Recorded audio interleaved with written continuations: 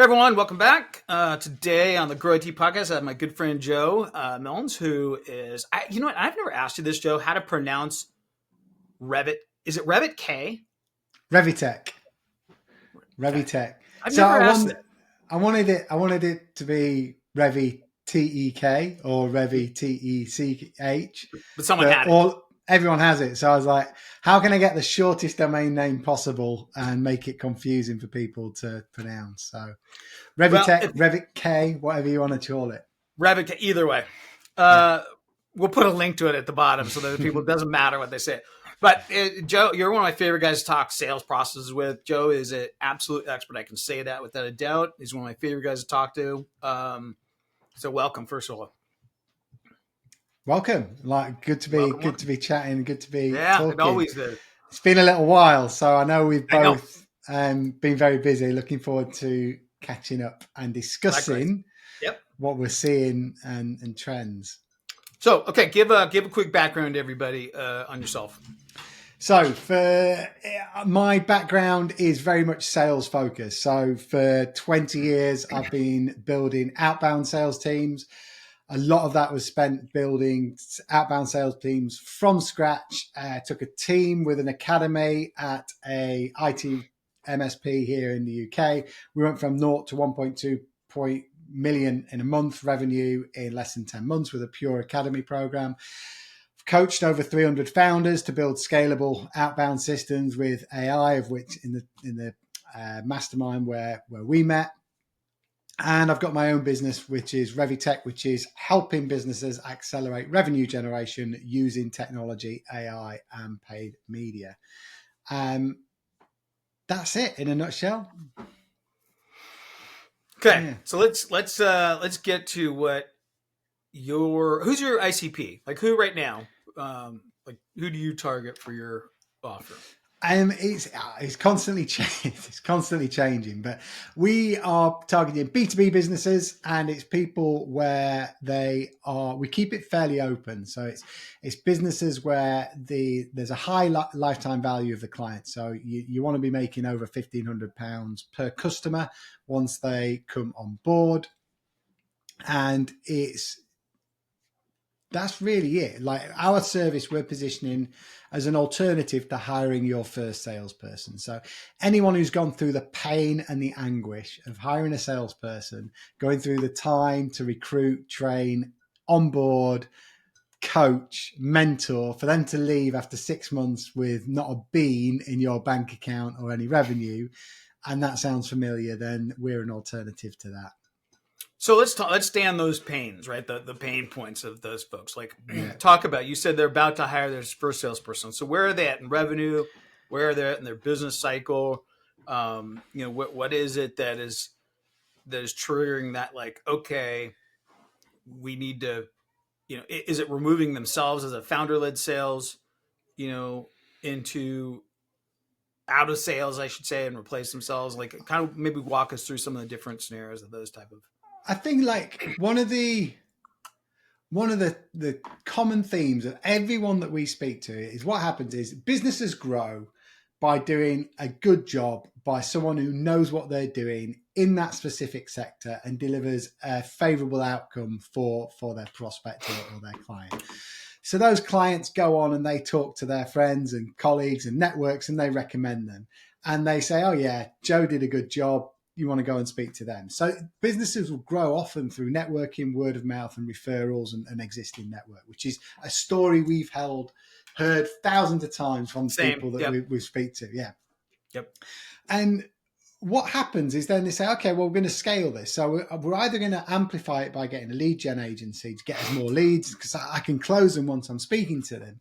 Or they hire a salesperson and think, well, I'll just get a salesperson in with some experience, give them a decent basic, some decent commission, and we're just going to scale. Simple. We've done it. We'll just double it.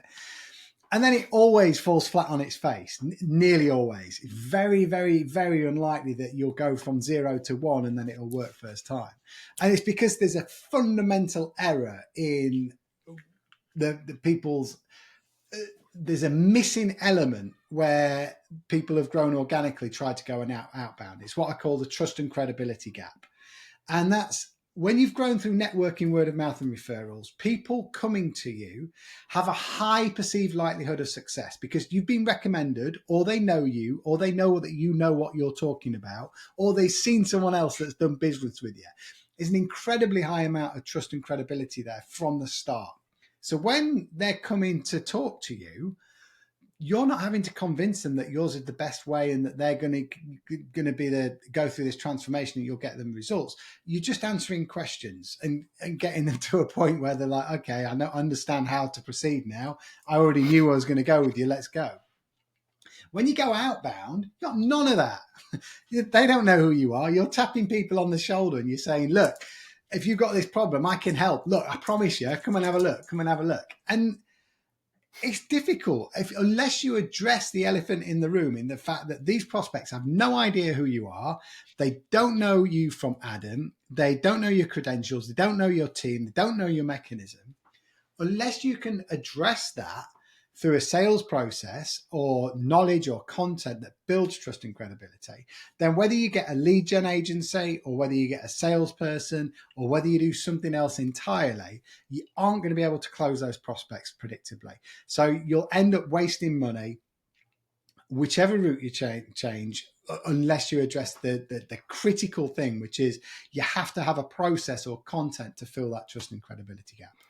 That's the biggest. That we have the same thing, right? So our clients are IT, tech firms, AI consulting, and that understanding. And the same thing, they've grown from their network, from referrals, right? And there's that transferred trust. Whoever referred them, there's that transferred trust. So they're not coming in to be a skeptic, to determine whether or not your product or service will work for them. They're already taking what's been given to them by the referral, the person who referred them, that knows both of you, right? And there's that transfer of trust. So they're coming in asking questions, just like, hey, Q&A stuff that's specific to them. But they're not. Their level of skepticism is very low because they, again, the transferred trust. And so we spend a lot of time with our clients to explain to them, like, there is a huge difference from going from those prospects that you have been referred to you and going out to a cold market, right? Completely different, like literally two completely different processes, right? And requires different skill sets, different assets, everything, right? To your point, even content. And we spend a lot of time in really painting that divide, that difference, because that can really make the break how they do in the process that we establish for them with going out to the market with ads and a sales call funnel, et cetera.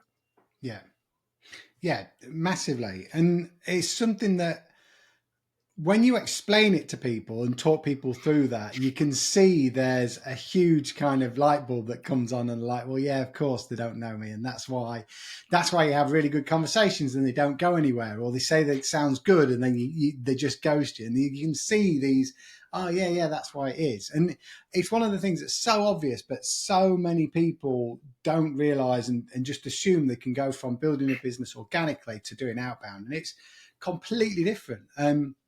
Going down to like the offer, like what is your offer? It's not, with services-based businesses, you have to be able to convey an offer that solves a very specific problem to one specific persona in a very specific way.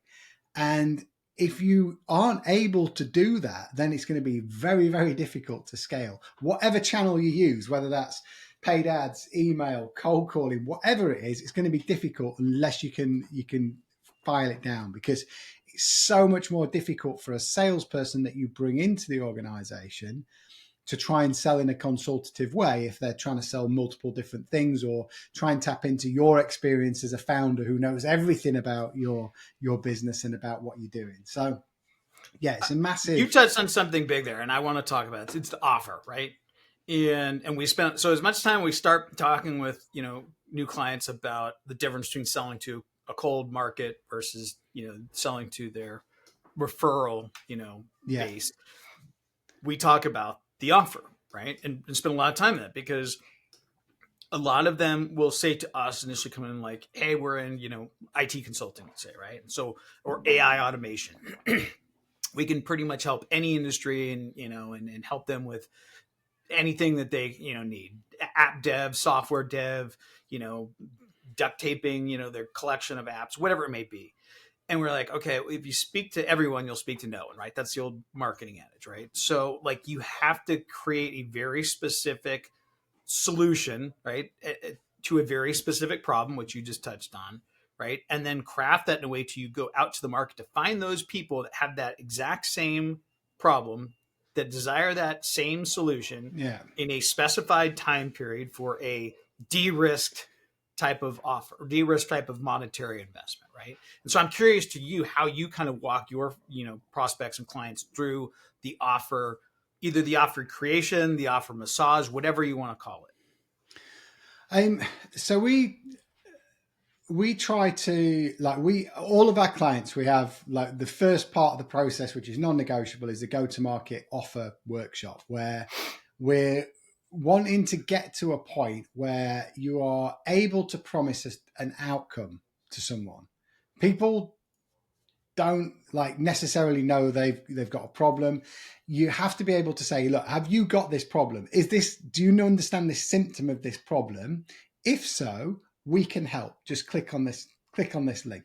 So get them on the hook. So we're looking to identify the trigger points or symptoms of the issues that prospects have, which we can then solve and build a case for being able to solve. But a good example of that is one of my best performing, giving away the secret sauce, one of our best performing ads is, if you're thinking about hiring a salesperson, stop, don't do it.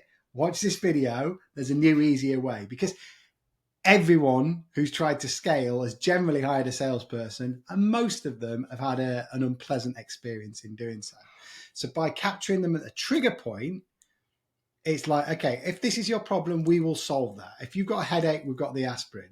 Like, click the link and I'll explain exactly how it works. And that's in its very basic form, the offer at its highest point, getting someone interested in the proposition, is like just capturing that trigger point.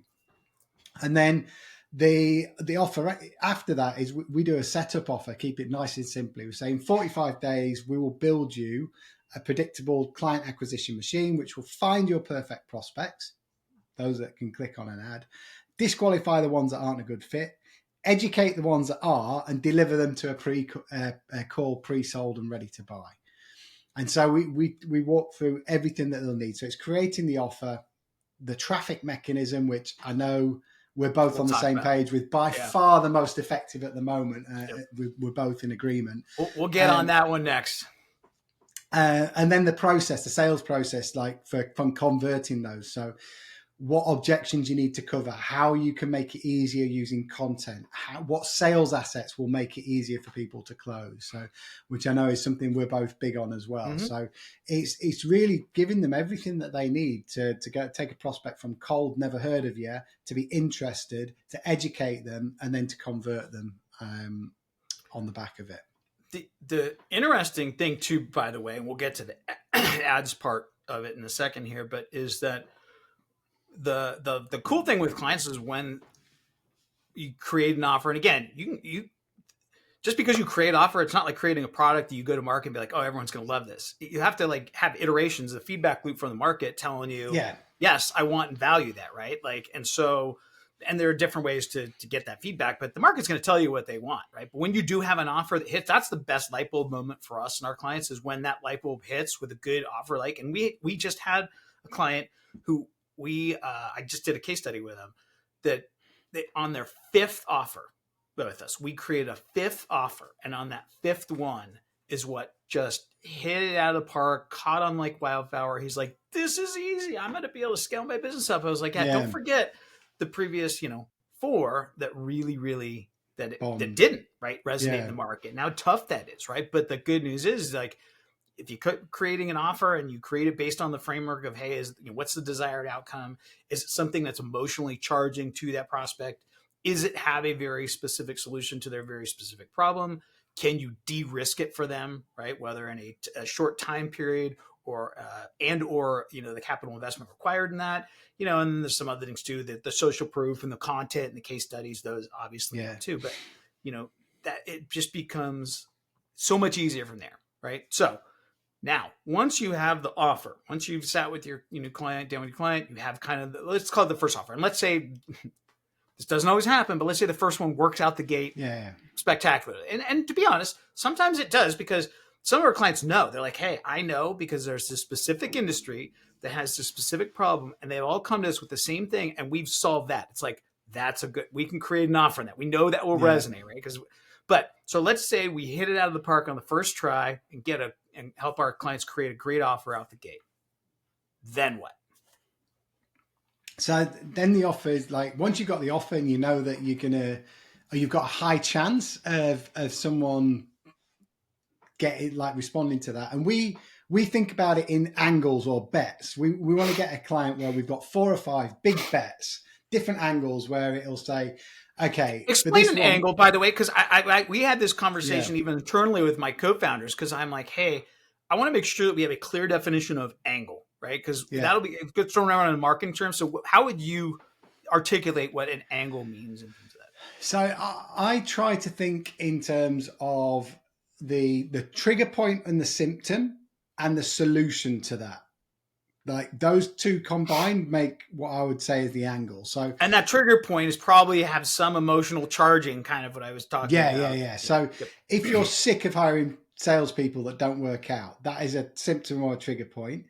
And then the other one, another angle could be B2B founders, if you are sick of relying on networking, word of mouth, and referrals for new business. These are things that I know causes frustration and pain in our target market. Founders that we speak to, I know, are experiencing these emotions on a daily basis. So they're 2 different angles. The solution is the same. How we solve that problem is the same. Everything else is exactly the same. But the angle is what causes someone to think, I need to do something about it. And why is that important? Like, and I kind of give it example of my thought, right? Which is like, you may have someone that just went through the process of firing a salesperson that didn't work out after having hired them for a year, and they kept telling them, I built up this great pipeline, and then to the point nothing closes. So that pain may be more recent, and it might be more immediate and more direct than it may be for someone else, to where the other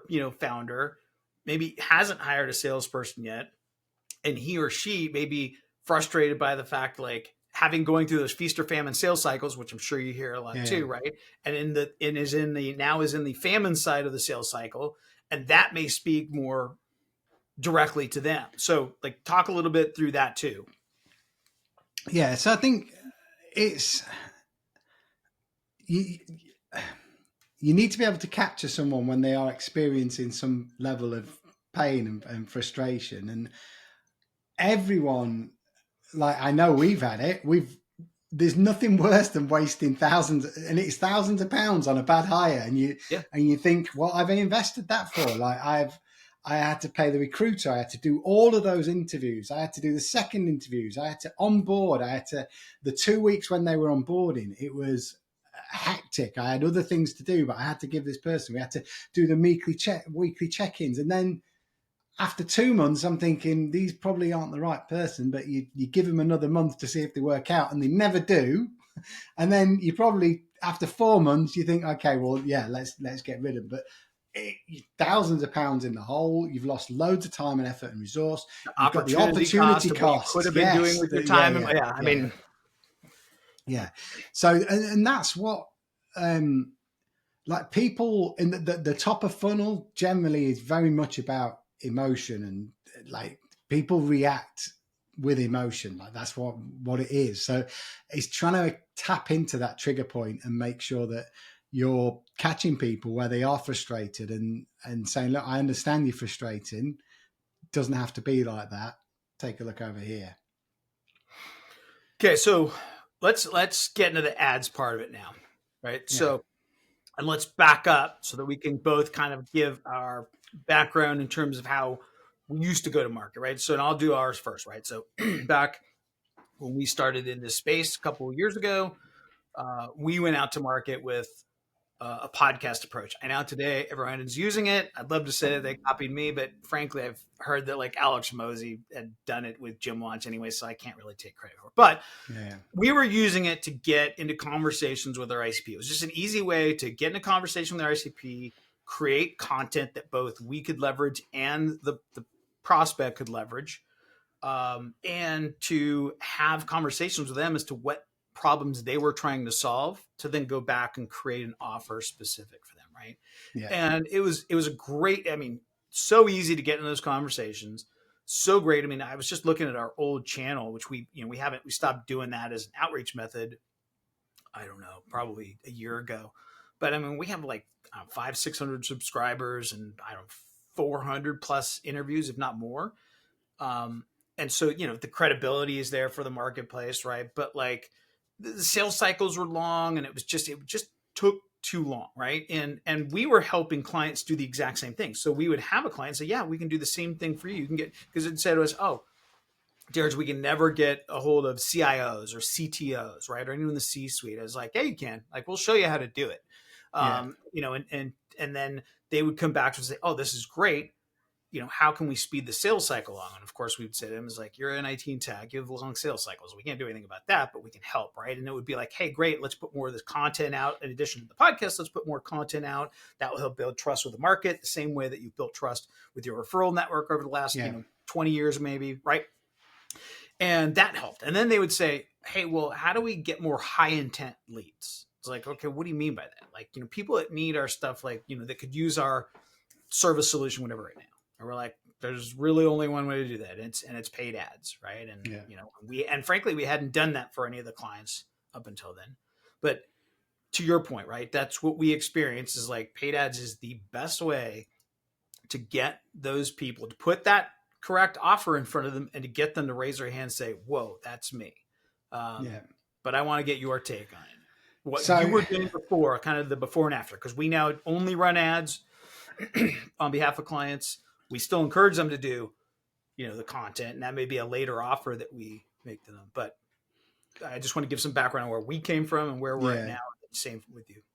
So I'm very much outbound, like focused. I'm sales. Like I've always had dead ugly marketing. Our website has always looked like dog shit. Like, I'm all about ugly direct marketing, which just speaks very clearly about what you can do and how you can solve it.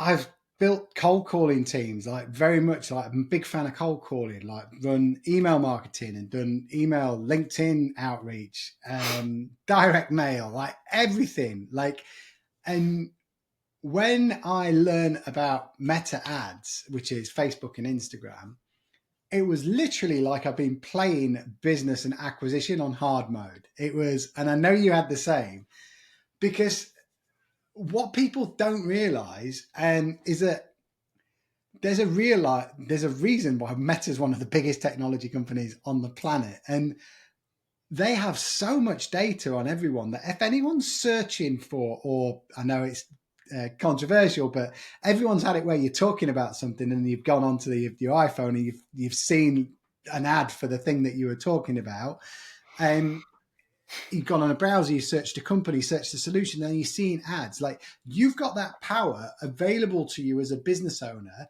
If you just give Mark Zuckerberg some money and say who you want to speak to, at what point, and with what problem, they will put your ad in front of the people who are looking for solutions at that right time. And it's absolutely changed how we acquire customers, because then I used to be over the moon if a sales development rep, we used to have a sales development rep until very recently. I used to be over the moon if they booked me one meeting a day, like 5 meetings a week for an SDR on 40 grand, happy as Larry. You put that same money into ad spend with a really targeted lookalike audience, and then you're probably getting 4 or 5 times the amount of that. And they're all people who have got a problem at that specific time. And so it makes it very easy to get in front of the people that are high intent. The other thing that makes it so attractive, and this is something that people don't talk about, is the predictability and the the point of truth. Yeah. So you can say, okay, I spend this amount on ads. It brings me this amount of calls. This many are qualified, and I close this many. And that's how much money I make. So as long as that number at the bottom is bigger than the number that you're putting at the top, sufficient to cover your costs and everything, all you need to do is put more money in the machine to get more money out. It's like having a machine where if you give it £100, it'll give you £300. So for the first time as a business owner that I can remember, acquisition isn't the bottleneck. It's delivery and fulfillment and scaling and systems. Don't have to worry about acquiring more clients because you can get that. And there's a massive misconception that Meta doesn't work for B2B. And like, I still get it every time we position it. It's like, is my audience on there? LinkedIn's better for B2B. I know this is going out on LinkedIn, but yes, LinkedIn will put you in front of the advert, but so will Meta. But Meta will do it at a fraction of the cost, and you can just let it do all the work. You don't have to do all that. So yeah, it's completely changed how we acquire customers, and I know you've got the same experience. I do. It's so funny. It literally feels like I'm listening to a mirror of me talking with our clients as well. Well, there's a few things I want to break out there. Let's start with the ads, right? I think one of the biggest things that we get from our prospects or clients, like the hesitancy, is like they look at this as like kind of like it's one thing for our offer, right? So we charge right now, as of today, it's like $10,700, and for a 60-day offer, right? But that doesn't include the ad spend. And so we suggest to them, hey, you also want to budget, let's call it $100 to $200 a day for ad spend. But typically, in the first month, if you just do $100 a day, you're going to see that this will work for you, right? Yeah. But it's almost like in their head, that black hole of like they're afraid of this runaway ad spend that's just going to go off, and that they're not going to find any results in it because they've done other things in the past, maybe that haven't worked, the salesperson, other marketing agencies, whatever it may be, right? But let's go back to what you talked about, those numbers, because what we found out within a short period of time, let's call it like a 60-day period of like numbers now, to your point, we know what it will cost for us to buy from Mark Zuckerberg. Thank you. Yeah. 15 new clients, approximately. Sometimes it's one or two less, sometimes it's one or two more, but like 15 clients, like to a darn close to within $100 per, right? So to be able to know that from a predictability standpoint, we know that we can scale our business. We can know that we can predictably invest in the back end client delivery, to where your point was, is that becomes the constraint. But we know now, we know have a predictive measure that we can then use to go out to the market to get new clients to basically support our prediction on the client delivery side. That is what to us has been the most impactful to our business, is to now go, oh, like we know with like 90% certainty of what it will take in terms of us giving Mark Zuckerberg X number of dollars, and he will return to us X number of clients, right? Yeah. Yeah. And I think one of the big advantages you've got as what I call like direct, more sales focused, is you've got a huge advantage where people use meta ads like they do for Google ads or something, where they just advertise what they do. But you can get people way earlier in the decision-making process, and you can say, look, if you've got this problem, click this link because we can help, and then educate them after that. And that's where the beauty of the type of funnel that we use is you're capturing people really early, and then you're educating the buyer after that and say, well, if this is your problem, this is what our offer is. This is why it's different. This is what we do. This is what it costs. And these are all the questions that you could ask.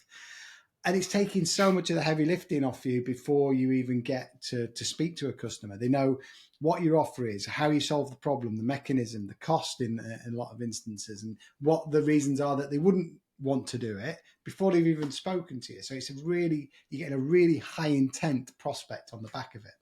We drill that in. You're going to get qualified, high intent prospects, right? Yeah. I mean, the high intent comes from Meta, and then with our process, we help qualify them before they get, to our founders and our client sales teams. But I want to go back to the, ads. So let's say someone's out there and says, okay, I'm going to buy into this ads thing, but I'm a skeptic. Like, same thing, Meta, like really, like I always just say, when it was suggested to me, I was like, dude, Facebook is for boomers and Instagram's for soccer moms, right? So and my founders laugh now. So everyone's first thoughts are like, hey, all of our prospects are on LinkedIn, so it would make more sense there. And everyone's familiar with Google, right? So and those are the two, and frankly, those are the two big heavy hitters in terms of getting most of the B2B ad spend. The downside of those are, well, I'll start with LinkedIn. LinkedIn has their targeting is complete garbage. I know you can go in Sales Navigator and use it to sift through whatever, but in terms of an ad platform, it is not good at all. You're essentially, if you're going on there for branding, and that's what most of them do. I have never heard of one person in our space, agency wise, I don't know if you have, that has made a LinkedIn to sales funnel work. Not one. Well, I was going to say, the reason I know Meta ads works for agencies is because you go on there and you see lots and lots and lots and lots of agencies with ads running for months and months and months.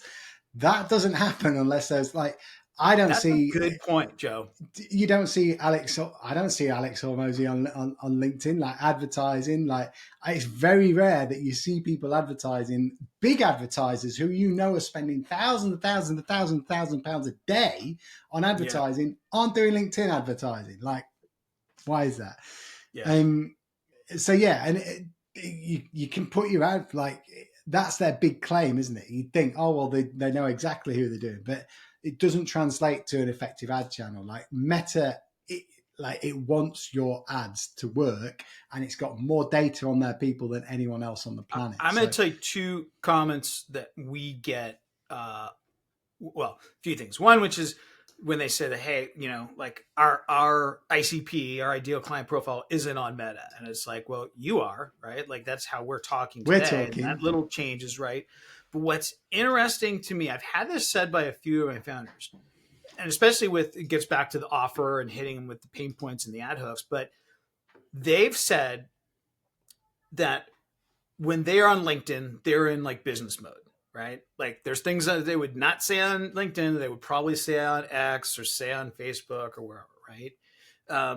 And if they're searching for something on Google, which now is rapidly changing, everyone's using the GPTs, which that's another reason why I would not use Google search, at least right now. I think YouTube ads is great, which we're going to kind of experiment with next. I don't know if you are, but the point being is that, like they've said to us, when we go to Facebook or Instagram as a user, we're not expecting to get hit with a business ad over there.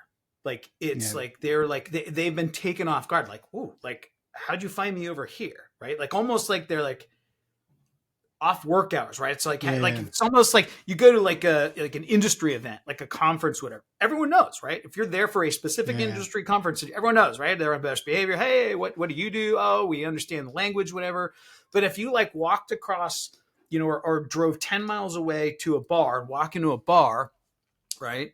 And a guy says, you're like, hey, what do you do? And he's like, oh, I, do, marketing for IT and tech firms. And he's like, no kidding. So do I, right? Type of thing. Like, how'd you know? Like, I wasn't expecting you to be here, right? Like the connect, right? That is a reaction we get from a lot of our prospects that come into the process. Like, how'd you even find me over there, right? Which goes back to your point of they have more data on all of us than any of those other platforms probably combined. I think Google probably does have a good amount. I think the reason, sorry to get like, I think one of the big advantages is Google for why I like Meta is like Google's like your traditional marketing play where someone's like, I want to a lead generation agency. So I'll type in lead generation agency, and then all of the lead generation agencies are competing and you're paying for a click to your website. Click to your website. And then you still got to convert, like, whereas you're competing against everyone and they have to be problem aware. Whereas Facebook, you can say, have you got this symptom? Yeah, I've got this symptom. Do you know what the issue? No, like, okay, click this link and I'll tell you why. And you've got the opportunity to start building trust and credibility straight away by saying, look, I understand you. I know you're experiencing. I know what the problem is. Click this link, find out what I'm talking about, and then look, book a call, let's chat. But you've got you so many fast steps, and it's just it's just very much, I like it so much because it's very much an outbound play. It's like talking about problems, pain points, symptoms of problems, and then educating that there might be a better way. Yeah. And getting those prospects to raise their hands. It's incredible. Yeah. And here's another thing that I've gotten feedback on from prospects. They'll come in through the meta ads and they'll say, I can't believe, like, we were just talking about this internally as a C-suite or as a business firm. We were just talking about this 2 days ago, and then your ads start popping up. And I said, that is exactly the power of Meta, right? Like we always have these next to us, right? Yeah. And they're listening, whether you like it or not, and they're tracking all of your movements across Chrome browsers and Mozilla browsers. It doesn't matter. Like, they're listening, they're out there, and that is why they're so good at collecting all that data. And that's why we always drive home the high intent side, right? Which is like Meta. And he's like, and we've had prospects tell us that a couple of days after that conversation internally in a firm, I'm getting hit nonstop with your ads. It's like, I know, because Meta knows that you have high intent right now. They know very well. So they're like going to put my ad, because I'm paying Mark Zuckerberg to put my ad in front of you with high intent as much as he possibly can, until you either click on it and opt in or click on it and schedule a meeting with me, right? Massively. And it's completely changed like how we approach acquisition. And it's so much easier for people who are looking to scale, because it is difficult. I know we talked about it offline. Like, it is difficult to go from 0 to 1, but so much easier to do it via paid ads and high intent, because you're taking the big thing out, which is the urgency. Like, you're getting the urgency, you're getting the prospects who understand that they've got a problem that they need to do something about, rather than having to engineer that urgency through a more kind of long-term sales process. It takes a lot of this. It does the heavy lifting for you.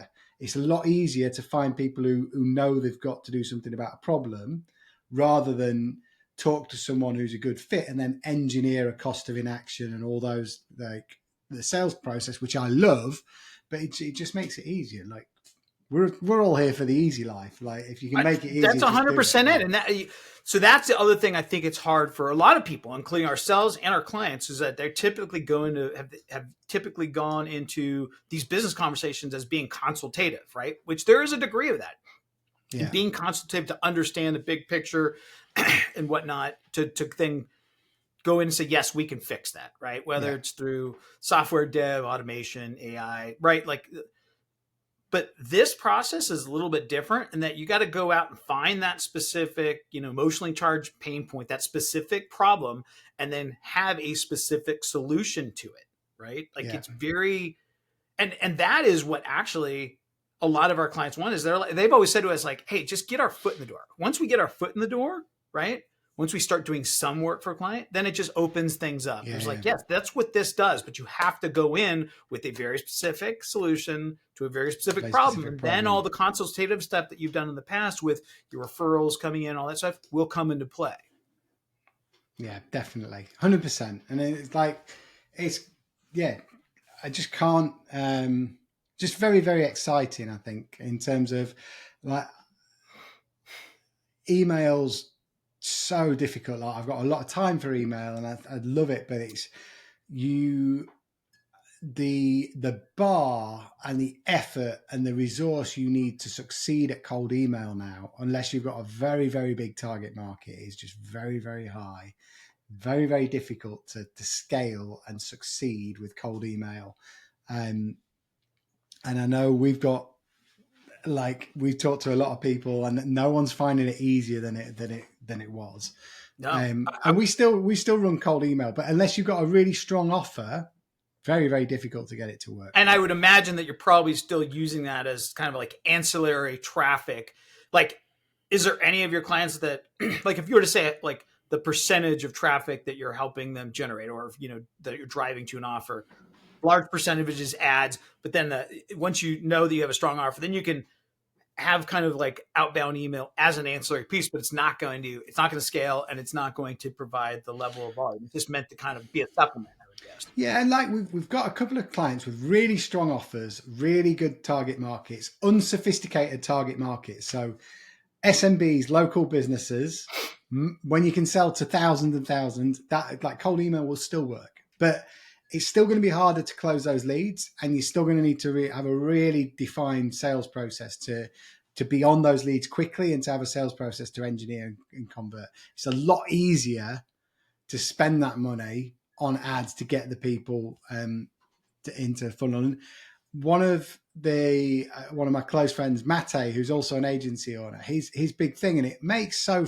much sense, is like, you cannot scale your business if you can't pay to acquire customers profitably. So, and he's like, whether you pay with your time, effort, resource, or money, unless you can do that and pay and acquire them profitably and retain them, then you can't scale the business. So it's, when you look at ad spend, you're always paying to get that customer. It's just how and what you're spending the money on. And obviously in marketing, we talk about customer lifetime value and customer acquisition costs. Like, those are kind of the two big things that you need to know. But I found a lot of clients don't know their customer lifetime value to even make that decision, right? And to your point, ads has been the only way that we've been able to directly attribute and directly manage and scale the growth mechanism, rather than saying, okay, hey, we have a budget, a marketing budget of, $30,000 for the year that we're going to use to go to industry events. Like, okay, well, how many clients have you driven back, or what's the attribution? Yeah. And they're like, well, we don't really know. It's kind of like soft. And we had a couple deals that we're talking to, right? But like, there's just nothing. That's why I guess my question to you, is there anything else that you can directly attribute the acquisition cost? Two things: the acquisition cost, the client acquisition cost, and the ability to scale. Because even with email, you probably could. You can be like, okay, here's what it costs to build out the email infrastructure. It's going to cost me, X and Y ongoing a month. And here's how many we can expect to get. It's not going to be enough to, and it won't scale. Yeah. But that's probably the only, I guess that would be my question to you, is do you know of any, or can you think of any others that I'm missing in terms of that?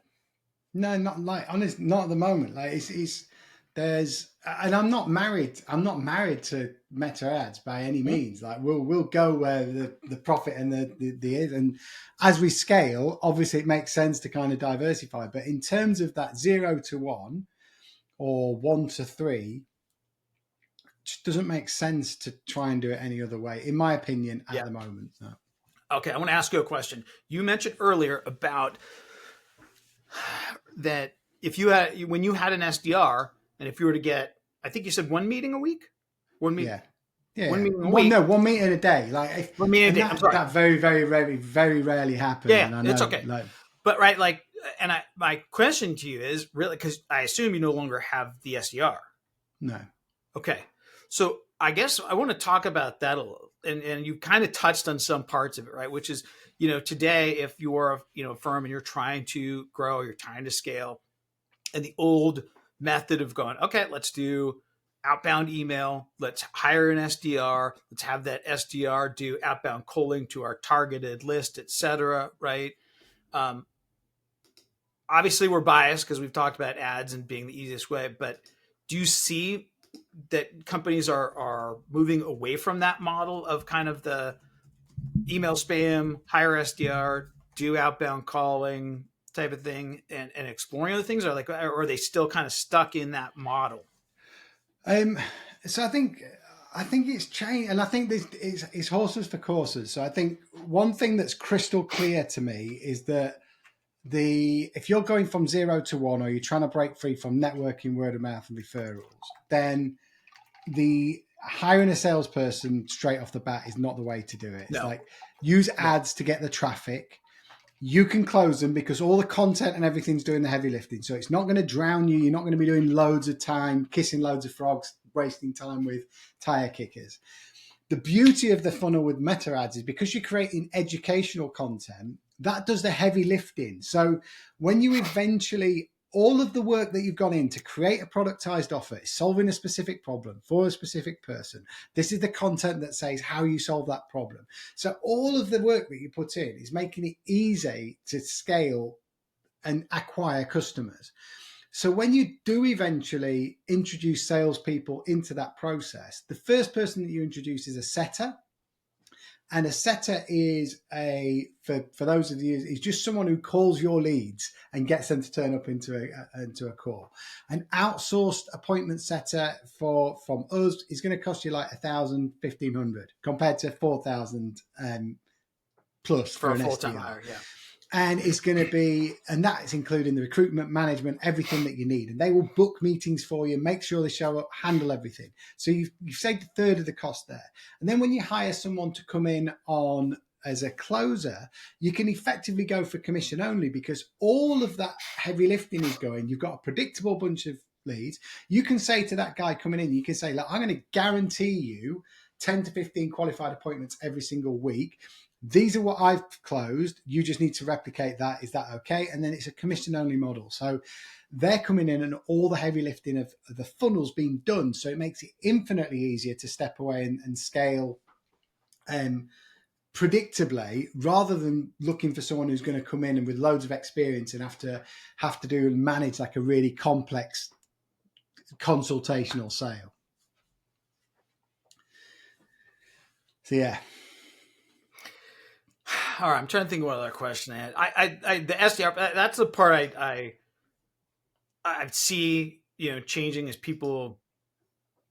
There's so much risk with hiring a salesperson, and anyone in the sales process. I don't want to say a salesperson, and I want to actually couple with what you just talked about, because the ads and the ads funnel and building out that process makes it 10 times. The conversations I have now with potential sales, like I have an interview today with a sales guy.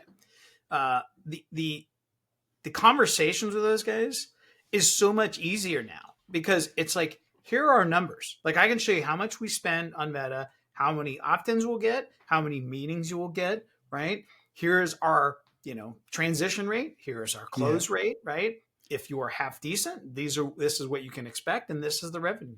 And they love that, right? They love the transparency and the fact that we have numbers, rather than bringing salesperson in and be like, hey, you're just going to kind of try and figure, here's kind of what I used to do, right? I kind of go to, industry event, and I kind of do this, and I kind of do some biz dev and whatever. And which frankly is probably why a lot of salespeople fail in that process, because the founder is saying, hey, just kind of do what I did, right? Which that's a recipe for disaster. Yeah, massively. And it just makes, like I say, there's just so many advantages, and I can't think of an easier way, or a way that I'd recommend for people to scale in these days. All right. So what are your growth challenges? Let's talk about. Also, I pinged you a message. I'm going to have to jump off in like a minute. So, well, then let's close. We can cut this. Yeah, we can cut. I didn't realize, because we spent so much time on it before. I know. We'll do this. We'll wrap this up, and then you and I'll get offline, and then we'll schedule another one, because this has been really good. Definitely. Yeah. So, okay. I'll let you go. Thanks everyone for joining. Joe, I'm going to put where does everyone find you and follow you really quick? LinkedIn, just search Joe Milnes on LinkedIn, and you'll find me. And like I say, I assume I'll be tagged in this post. So yeah, just click on the link, connect with me. I will put all of your links in there. See, this is what happened. We talked too much before we jumped on, and then we did. But we'll do this. I have to get you back, brother. Definitely. Been great. Great speaking to you. Thanks, man. Speak to you soon, man.